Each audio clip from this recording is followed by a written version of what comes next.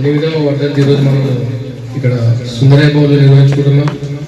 మరి వాసు గారి పిఎన్ఎన్తో చాలా కాలం పాటు వారు ఒక 4-3 దశాబ్దాల పాటు పిఎన్ఎన్కి సేవలు అందించారు. రాష్ట్ర వ్యాప్తంగా మంచి పేరు సంపాదించారు. మరి వాసు గారు అక్టోబర్ 5, 2016 తారీఖున విజయవాడలో అకస్మాత్తుగా మరణించడం జరిగింది. ప్రతి సంవత్సరం మనం వాసు గారికి స్మరించుకొని ఏవో సేవ కార్యక్రమాలు చేస్తున్నాము. 5వ సుందరయ్య భవన్లో వాసు గారి సంపాదన పేరు మీద మనం ఈ ఉచిత మెడికల్ క్యాంప్ నిర్వహిస్తున్నాము. ఈ మెడికల్ క్యాంప్ కి మన పిఎన్ఎం వారు మొదటగా ఒక పాట పాడుతారు. ఈరోజు అధ్యక్షులు చెప్పినట్టు ప్రజా రచయిత, ప్రజా గాయకుడు ఆర్ఏ వాసు 8వ వర్ధంతి సందర్భంగా ఉచిత వైద్య శిబిరం నిర్వహించడం జరుగుతుంది. మహిళా సంఘం, డిఎఫ్ఐ, కేపిఎస్, పిఎన్ఎం సంఘాల తరఫున నిర్వహించడం జరుగుతుంది. ఇప్పుడు మా కళాకారులు ముందుగా ఆర్ఏ వాసు అనేక పాటలు రాసినాడు. మీకంతా తెలుసు, దాదాపు 250 పాటలు ప్రజలపైన, ప్రజా సమస్యలపైన, కార్మికులపైన, మహిళలపైన అనేక పాటలు రాసిన వాసు ఈరోజు వర్ధంతి జరుపుకుంటున్నాం. అట్లాగే ఈ మెడికల్ క్యాంపు అయిపోయిన తర్వాత మధ్యాహ్నం వరకు జరుగుతుంది. ఆ తర్వాత ఆర్ఏ వాసు వర్ధంతి సందర్భంగా ఈ తాండ్రపాట్లో ప్రజానాటక మండలి ఆధ్వర్యంలో అనేక కళారూపాలతో పాటు వాసు రాసిన పాటలు అట్లాగే కళారూపాలు ప్రదర్శిస్తాము. ఈ తాండ్రపాట్లో సాయంత్రం 6 గంటలకు ప్రారంభం అవుతుంది. ఇప్పుడు ముందుగా ఆర్ఏ వాసు భార్య ఆర్ఏ సుజాత మరి వాసు రచించిన పాట కాలు మెట్టే కరిగిపోయే అనే పాటను పాడి మనకు పరిచయం చేస్తారు.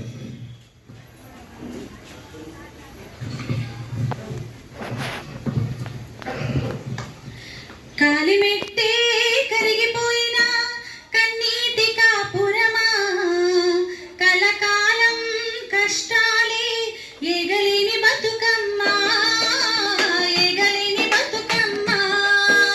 కాలిమెట్టే కరిగిపోయిన కన్నపురమా, కలకాలం కష్టాలే ఎగలేని బతుకమ్మా, ఎగలేని బతుకమ్మా.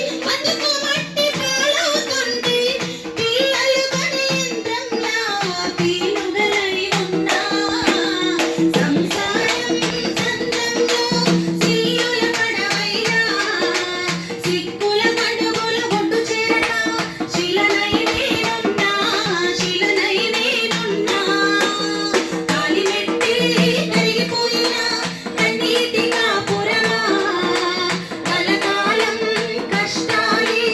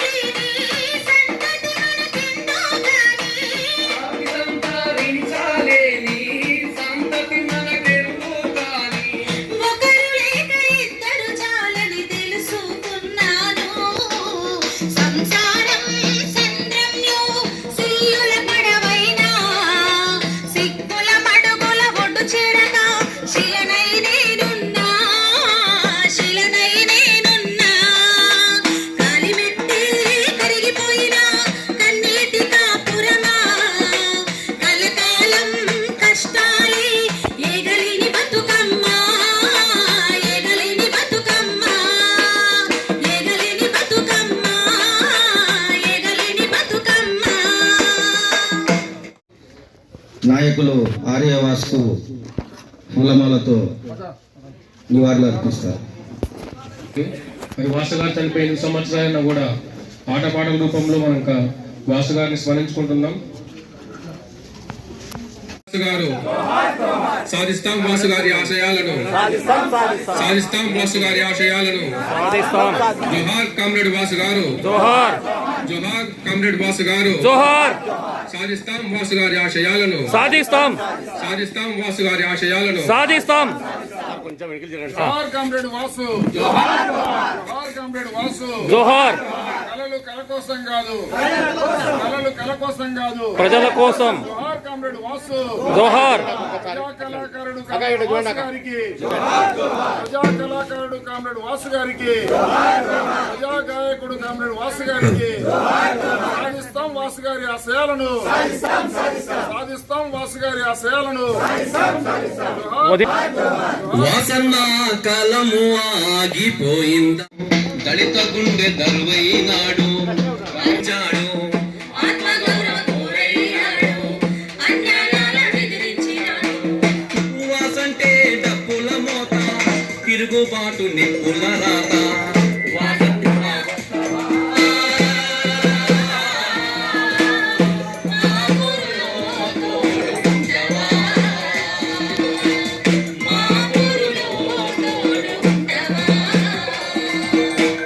చదువు దూరమైన బిడ్డల అక్షరాల పల్లకైనాడు.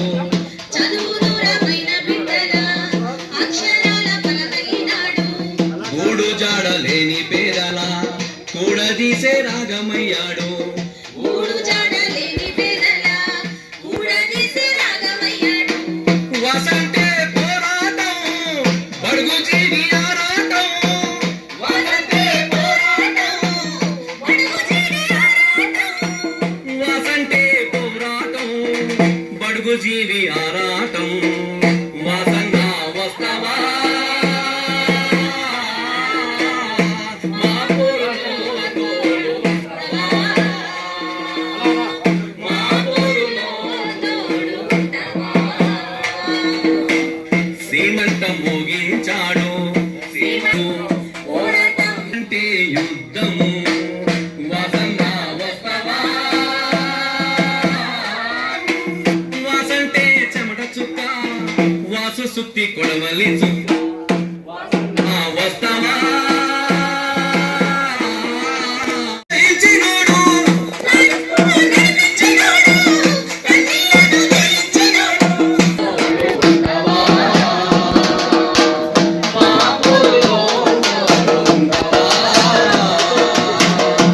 జోహార్ కామ్రేడ్ ఆర్యవాస్ గారికి, జోహార్ జోహార్ కామ్రేడ్ ఆర్యవాస్ గారికి. జోహార్.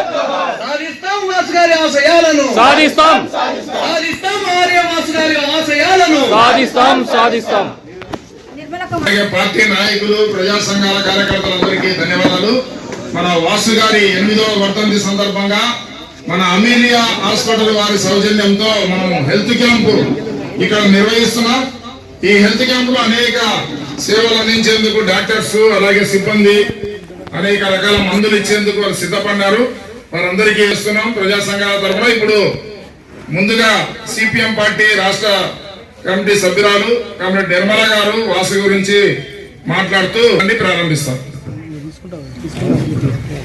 సభాధ్యక్షులు సిపిఎం పార్టీ గారు, అట్లాగే సిపిఎం పార్టీ జిల్లా సెక్రటరీ సభ్యుడు రాధాకృష్ణ గారు, జిల్లా కమిటీ సభ్యుడు గురుశేఖర్ గారు, ఆనంద్ బాబు గారు, నగేష్ గారు, అట్లాగే డివైఎఫ్ఐ నాయకులు శంకర్ గారు, మహిళా సంఘం నాయకురాళ్ళు మన అరుణ గారు, లక్ష్మి గారు, అట్లాగే కుమారి గారు, ప్రవీణ్ గారు, కేవీపీఎస్ నగర నాయకులు భాస్కర్ గారు, అట్లా పుల్లారెడ్డి సిపిఎం పార్టీ నాయకులు పుల్లారెడ్డి గారికి, ఇక్కడికి వచ్చిన మీ అందరికి కూడా పేరు పేరున, అట్లాగే అమీలియా హాస్పిటల్ నుంచి వచ్చిన స్టాఫ్ కానీ డాక్టర్స్ కానీ వారికి కూడా అభినందనలు తెలియజేస్తూ, ముఖ్యంగా వాసు చనిపోయి 8 సంవత్సరాలు అవుతుంది.